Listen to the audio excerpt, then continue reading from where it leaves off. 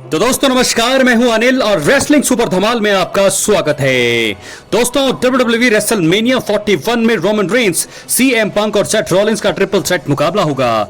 इस मुकाबले में पॉल हेमन रोमन रेंस नहीं बल्कि सीएम पंक के कॉर्नर में होंगे। सीएम पंक ने फेवर के रूप में पॉल हेमन का साथ मांगा था और इसी वजह से रोमन रेंस और पॉल हेमन अभी के लिए तो अलग हैं। कुछ कारणों से ऐसा लगता भी है कि भविष्य में उन्हें साथ आना चाहिए। इसलिए दोस्तों इस वीडियो में हम उन 3 कारणों के बारे में बात करेंगे कि क्यों पॉल हेमन को रेसलमेनिया 41 के बाद रोमन रेंस के साथ दोबारा जुड़ना चाहिए। इसलिए वीडियो के अंत तक बने रहें और अगर आप चैनल पर नए हैं सब्सक्राइब करने के बाद ऑल पर क्लिक करें क्योंकि ये फ्री है और यहाँ आपको हर प्रकार की रेसलिंग जगत से जुड़ी हुई तमाम जानकारी मिलती है। तो दोस्तों वीडियो को लाइक करें, शेयर करें, सब्सक्राइब करने के बाद ऑल पर क्लिक करें। तो चलिए दोस्तों बात करते हैं सबसे पहले कारण की।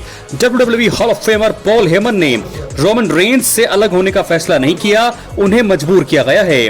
दोस्तों आपको बता दें कि पॉल हेमन को रोमन रेंस से बहुत प्यार है और ये चीज उन्होंने कई बार बोली भी है।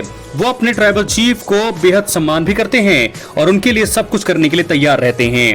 हालांकि पॉल हेमन ने सिर्फ फेवर को पूरा करने के लिए ही रेसलमेनिया में सीएम पंक के कॉर्नर में आने का फैसला किया है। उन्होंने एक तरह से रोमन के खिलाफ जाकर और उन्हें धोखा देकर यह फैसला किया है। हालांकि उन्होंने ये खुद की मर्जी से नहीं किया है। पॉल हेमन को सीएम पंक ने सिर्फ रेसलमेनिया में उनके कॉर्नर में रहने के लिए कहा है। इसी वजह से पॉल हेमन को फेवर पूरा होने के बाद दोबारा एकमात्र ट्राइबल चीफ के साथ जुड़ जाना चाहिए। दोस्तों आपको बता दें कि पॉल हेमन हमेशा से ही रोमन के साथ रहना चाहते थे और मजबूरी में अलग हुए हैं। ऐसे में जब फेवर पूरा होगा तो पॉल हेमन की मजबूरी भी खत्म हो जाएगी। इसके बाद वो रोमन रेंस के साथ दोबारा अपने रन को जारी रख सकते हैं। बात करेंगे दूसरे कारण का। WWE फैंस को रोमन रेंस और पॉल हेमन की जोड़ी बहुत ज्यादा पसंद भी है। जी हाँ दोस्तों, एक बहुत बड़ा कारण है। आपको बता दें रोमन रेंस और पॉल हेमन को साथ काम करते हुए काफी साल हो चुके हैं। शुरुआत से ही पॉल हेमन और रोमन रेंस की जोड़ी फैंस को पसंद आने लगी। उनका रिश्ता समय के साथ बेहतर होता चला गया और अब ये रिश्ता एक वाइसमैन ट्राइबल चीफ से भी बढ़कर हो चुका है। रोमन और पॉल हेमन दोनों को ही ये बात अच्छे से पता भी है। जब WWE SummerSlam 2024 में रोमन रेंस वापस आए थे तो वो अकेले थे। पॉल हेमन के बिना ही रोमन ने काफी हफ्तों तक काम किया था और आपको बता दें WWE फैंस उस समय एकमात्र ट्राइबल चीफ के कॉर्नर में हेमन को बेहद मिस कर रहे थे। सभी को यह महसूस हुआ कि पॉल हेमन रोमन रेंस को बिना पॉल हेमन के देखना कितना ज्यादा मुश्किल है और जब बाद में पॉल हेमन वापस आए तो अब महसूस हुआ कि दोनों एक दूसरे के बिना बिल्कुल भी अच्छे नहीं लगते हैं और इसी वजह से फैंस उन्हें साथ में देखना बेहद पसंद करते हैं। दोस्तों आपको बता दें कि पॉल हेमन को यह चीज ध्यान रखनी चाहिए और रेसलमेनिया के बाद रोमन रेंस के साथ दोबारा जुड़ना चाहिए। दोस्तों हम बात करेंगे तीसरे और आखिरी कारण की। WWE में रोमन रेंस की गैर मौजूदगी में पॉल हेमन उनकी स्टोरी आगे बढ़ा सकते हैं। जी हाँ दोस्तों, आपको बता दें कि Roman Reigns part time superstar हैं। इसी वजह से वो बेहद कम मौकों पर दिखाई देते हैं। कई बार देखा गया है कि रोमन जब एक्शन से बाहर होते हैं तो उनकी कहानी को पॉल हेमन द्वारा आगे बढ़ाया जाता है। ये चीज पिछले 1-2 सालों में काफी बार देखने को मिली है। संभावना है कि रोमन WWE रेसलमेनिया 41 के बाद भी किसी तरह से ब्रेक लेते हुए दिखाई दे सकते हैं और इस सिचुएशन में पॉल हेमन ही वो सुपरस्टार हैं जो उनकी स्टोरी आगे बढ़ा सकते हैं। रोमन रेंस और पॉल हेमन अगर रेसलमेनिया के बाद भी अलग रहे तो फिर दिक्कतें बढ़ सकती हैं। इससे रोमन को नुकसान होगा, रोमन अकेले पड़ेंगे और ब्रेक पर रहने के कारण उनसे जोड़ी स्टोरी जो है पूरी तरह से होल्ड पर रहेगी। इस हफ्ते रॉ का एग्जांपल लिया जा सकता है जहां रोमन नहीं थे लेकिन पॉल हेमन के रहने से रेसलमेनिया 41 से जुड़ी स्टोरी को किस तरह से आगे बढ़ाया गया। तो दोस्तों आपको बता दें इस प्रकार की मैंने आपको इस वीडियो में बताया, सबसे पहले 3 बड़े कारण आपको बताए हैं कि किस प्रकार जो है पॉल हेमन और दोबारा रोमन रेंस के साथ जुड़ेंगे रेसलमेनिया 41 के बाद, क्योंकि फेवर पूरा करना था। सीएम पंक ने कहा था कि उनको फेवर चाहिए जिसके चलते वो रोमन की टीम को उन्होंने ज्वाइन किया। अब फेवर उन्होंने बोला है कि रेसलमेनिया में सिर्फ जो है उनको उनके कॉर्नर में खड़ा होना है, पंक के कॉर्नर में। तो ऐसे में रोमन रेंस को दिक्कत यहां होनी नहीं चाहिए। हालांकि एक तरह से लग रहा है कि ये धोखा दिया है लेकिन मुझे लगता है कि ये धोखा नहीं है, ये जो है एक रणनीति हो सकती है पॉल हेमन सीएम पंक की। लेकिन मुझे लगता है पॉल हेमन भी पूरी तरह से तैयार हो जाएंगे रेसलमेनिया 41 के बाद रोमन के साथ आने के लिए। बात करेंगे हम अगली स्टोरी की तरफ जो जुड़ी है जॉन सीना से। दोस्तों रेसलमेनिया 41 में जॉन सीना का बड़ा मुकाबला होगा। वो नाइट 2 के मेन इवेंट में कोडी रोड्स को अनडिस्प्यूटेड WWE चैंपियनशिप के लिए चैलेंज करेंगे।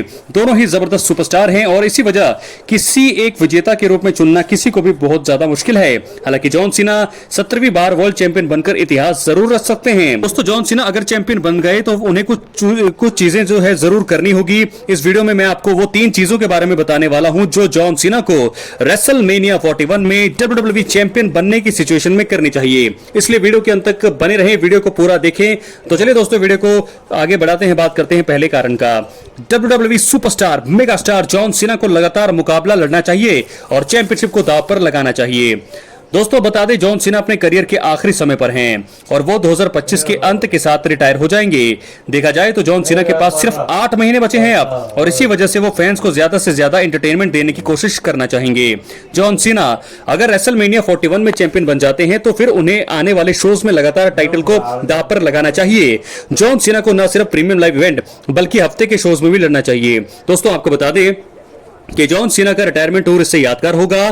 2025 का चौथा महीना शुरू हो गया है, लेकिन अब तक जॉन सीना ने सिर्फ 2 ही मैचों में हिस्सा लिया है। जॉन सीना को अपनी रेसलिंग करियर के बचे हुए महीनों में ऐसा नहीं करना चाहिए और चैंपियन बनने की सिचुएशन में टाइटल को डिफेंड करते हुए अपना वर्चस्व कायम करना चाहिए। अब हम बढ़ेंगे दोस्तों अपनी अगले कारण की तरफ। जॉन सीना को अपना पुराना स्पिनर जो है उनका बेल्ट वापस लाना चाहिए। दोस्तों जॉन सीना ने पहली बार WWE चैंपियनशिप जीतने के बाद बहुत बड़ा बदलाव किया था। वो स्पिनर चैंपियनशिप बेल्ट को लेकर आए थे। ये फैंस को पसंद नहीं आया था, लेकिन आपको बता दें हालांकि समय के साथ ये WWE इतिहास के सबसे आकर्षक बेल्ट में से एक बन गया। जॉन सीना ने कुछ हफ्तों पहले अपने प्रोमो के दौरान स्पिनर बेल्ट के बारे में भी बात की थी। जॉन सीना ने बताया था कि कैसे WWE चैंपियनशिप का नया डिजाइन लाना फैंस को पसंद नहीं आया था। जॉन सीना अभी हिल हैं और वो फैंस को गुस्सा दिलाने के लिए हर वो कदम उठाएंगे जो उन्हें सही लगता है। जॉन सीना अगर रेसलमेनिया 41 प्रीमियम लाइव इवेंट में कोडी रोड्स को हराकर अनडिस्प्यूटेड WWE चैंपियन बन गए तो फिर वो स्पिनर बेल्ट वापस ला सकते हैं। जॉन सीना को विलन के रूप में यह जरूर करना चाहिए, इससे उनका रन जो है काफी ज्यादा रोचक बन जाएगा। बात करेंगे तीसरे और आखिरी कारण का। जॉन सीना को अपना फैक्शन तैयार करके डोमिनेट करना चाहिए। तो दोस्तों आपको बता दें कि जॉन सीना ने द रॉक और ट्रेविस स्कॉट के साथ हाथ मिला लिया है, यह बात सबको पता है। हालांकि रॉक और ट्रेविस स्कॉट का लगातार WWE टीवी पर नजर आना संभव नहीं है, इसी वजह से जॉन सीना अपना एक फैक्शन तैयार कर सकते हैं। रोमन रेंस ने अपने ऐतिहासिक चैंपियनशिप रन के दौरान ब्लड लाइन को तैयार किया था और फिर काफी सालों तक डोमिनेट किया। जॉन सीना यह बात कह चुके हैं कि वो चैंपियनशिप के साथ ही रिटायर होंगे और इसे घर लेकर जाएंगे। जॉन सीना को अगर अपनी बात को सच करना है तो फिर चैंपियन बनने के बाद हर बार टाइटल को सफलतापूर्वक रिटेन करना होगा।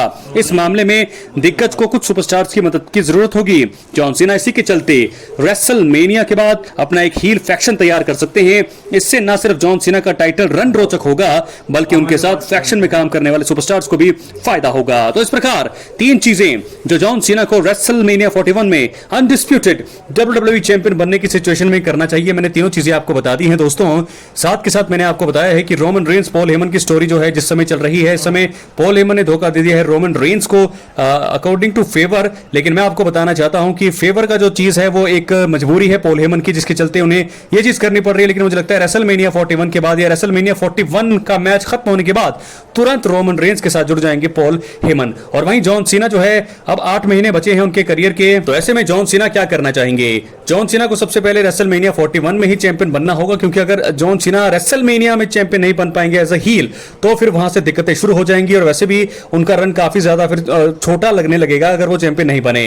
क्योंकि अगर उनको चैंपियन बनना है तो रेसलमेनिया 41 का मंच ही उनके लिए चैंपियन बनने का सबसे सही रास्ता होगा। क्योंकि अगर वो चैंपियन नहीं बने रेसलमेनिया 41 में तो फिर दिक्कतें बहुत ज्यादा होंगी जॉन सीना की, क्योंकि अब 8 महीने बचे हैं और ऐसे में उनको चैंपियन बनने के बाद बहुत सारी चीजें करनी है।